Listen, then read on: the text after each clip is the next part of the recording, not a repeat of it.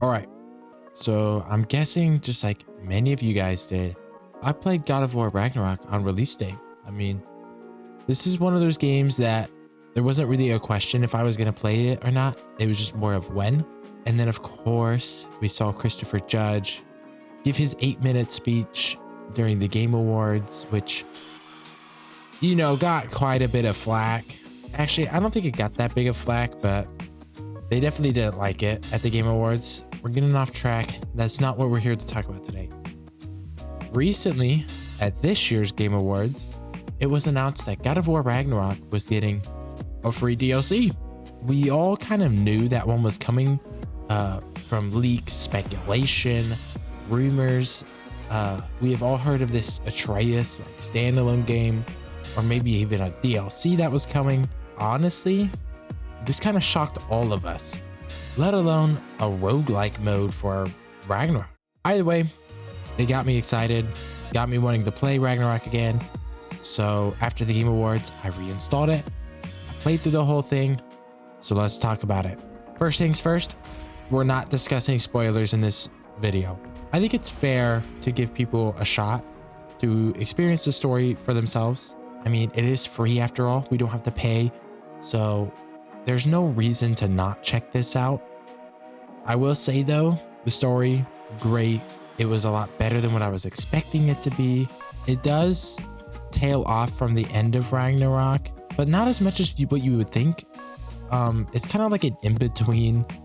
You do need to understand what happens in Ragnarok and see it through.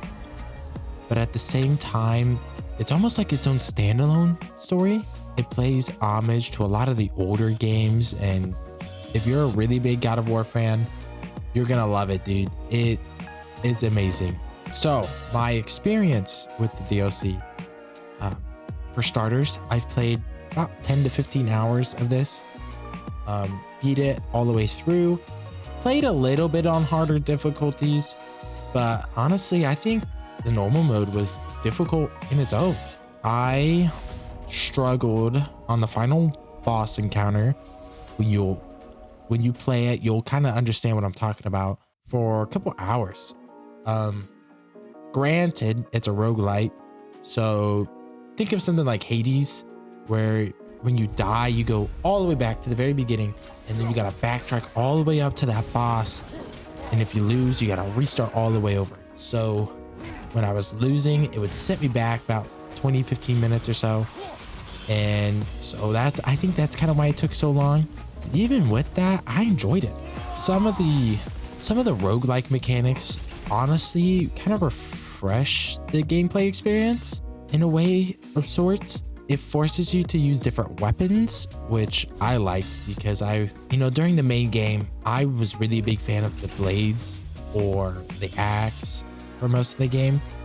The spear, it's cool, but it's only useful in certain circumstances. So getting all the roguelike stuff, all the things that increase the damage of stuff, it was a good way to make you play around with each weapon, see its strengths, see its weaknesses, and change the way you play a little bit. So if you don't know, at the beginning of each room or run, I guess you would technically call it, you pick one out of the 3 weapons that you're going to be using throughout the playthrough. You can get upgrades and stuff for the other weapons and runes and all this and that like you normally can, but at the very beginning you're basically picking a weapon that you're going to stick with throughout the whole run. And I never went for the same one. I wanted to try and mix things up. Hi, Future Sir UD here.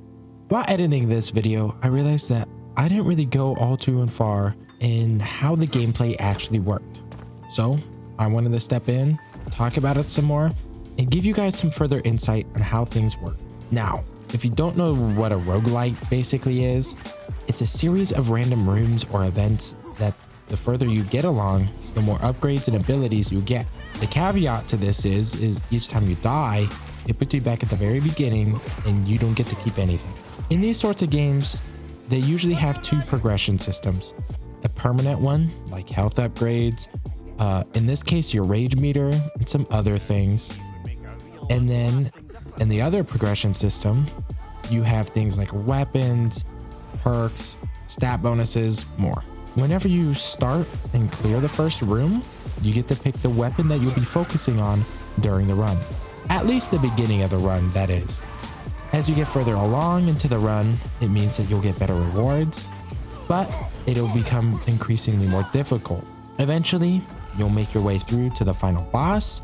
Once you kill him, that's pretty much the end, and it'll reset you. During the run, you'll get some permanent currency that can be used to get some of the rewards, like keys for chests, which will give you cosmetic rewards, health upgrades, so forth. The DLC is also automatically upgrades the entire skill tree for you, so you don't even need to worry about getting all the way through during the main game. Now, I would advise you to just to get a handle on the combat, which trust me, you'll definitely need during this, but you'll be fine with just skipping on, going straight to the DLC and having a good time with it. Now, many of the upgrades you'll get during the run are typically runic attacks and stuff for the weapons, but there are some unique perks. The perks come in bronze, silver, and gold, which correspond with how good the perk will actually be. For example, during one of my runs, I got a gold perk that made my main bare hand weapons, or I shouldn't say weapons, but your bare hands inflict poison damage, which I got, I think it was a silver perk, to where it increases my damage on status inflicted enemies. There was another one where heavy attacks would do explosive damage, and then I think I got a bronze perk which increased the heavy attack. So just little things like that make this super fun and also super rewarding. Alongside that, you'll be getting status glyphs, runic attacks, and some other upgrades, which, like I stated previously, make the runs different, make it unique, make it more fun. And at the end of each room, you'll go to this little kind of like realm place, which is where you could spend your keys to get cosmetic rewards. This will also be a little upgrading station to where you could upgrade your runic attacks, or just buy back some health, some minor rage, or each time you get to this point, there'll be a perk that you could buy.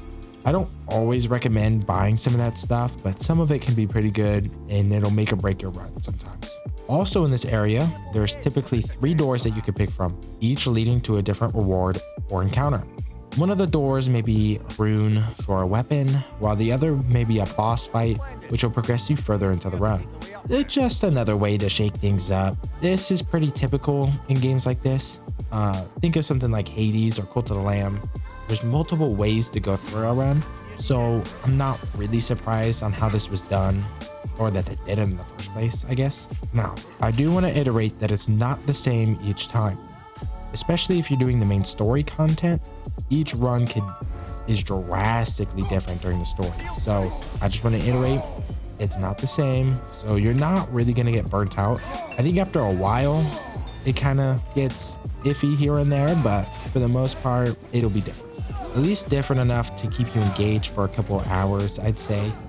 Like I said, I just wanted to come in here, give you all a better explanation, because I feel like my explanation during the video was a little short run and didn't really get a good grasp on how things actually worked. So yeah, let's get back into the video, because this is all about mastery of skills, is what this whole DLC is about. Mastering yourself, mastering your skills, and the final boss really challenges you on that. You got to learn how to perfect parry. You got to learn when to heal, when to attack, when to go on the defense. It was shocking to see how much effort they put in this and it be free. And we could get into the whole talk about live service, DLCs, what they should offer, price points, all this and that could be a different topic for a different day. But I think that this is the right way for Sony to go down. Like, this was so good to the point where if they would have asked for money, I think it would have been fair. Granted, they didn't, and I think that's what makes this 1,000 times better. It was just free. They got everybody excited for the game again. Everybody downloaded the game again. At least those of us who wanted to try it and love God of War. I think it gives a couple teases for the next game. Not strong teases anyway. It teases a little bit of what's coming, but I don't think it's that much. So if you skip it, you would get by without it. But for story reasons, Atreus isn't there, and you're kind of on your own. If you've played throughout Ragnarok, you kind of, you get to play as some of the other characters, and you have companions, all this and that by your side. In this, it's just Kratos and Mimir technically, but gameplay wise, it's just Kratos. And there's quite a few surprises. I haven't played the other God of War games other than 2018, and I definitely think that would have helped for the DLC, but it was just incredible, man. I don't have much to say over it. If you enjoy the game, if you want some more to play, this is a great option. It's free, probably one of the best things I think they could have done. And talk about innovative. I mean, there is games that are doing the roguelike stuff, but it was such a unique turn for God of War. I wasn't expecting them to go there, and they really made it work. There was runs where I was getting some OP shit, and I was just ramming through stuff. But even with that, like, if you don't get decent luck, it's challenging. It's not easy. And they do some things that make the runs harder. Changing the difficulty, for example, is one of those. During one of the parts in the run, you have like a boss rush. So you gotta defeat multiple bosses in a row. If you don't beat them in a certain time, your difficulty like increases, and it's really good. It's just, I don't know, it was just something none of us were expecting. We all heard rumors, and when it came out, it was 10 times better than what they sold it as. Somebody on the marketing team needs to amp it up, because they really undersold this. I think they could have shown a bit more to really promote it, and it still would have gave surprises out of the fucking blue, to be honest. So yeah, that's all I really got today, guys. I just wanted to talk to you guys about what I played, my thoughts and opinions on it. I felt like we should come on here and talk about it, because it's something you don't see in the gaming industry anymore, is, free DLCs. And I think from something like Santa Monica or a AAA studio that's free and gets the game talking about again is a great thing.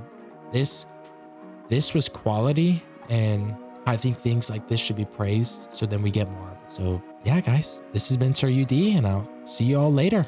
Peace.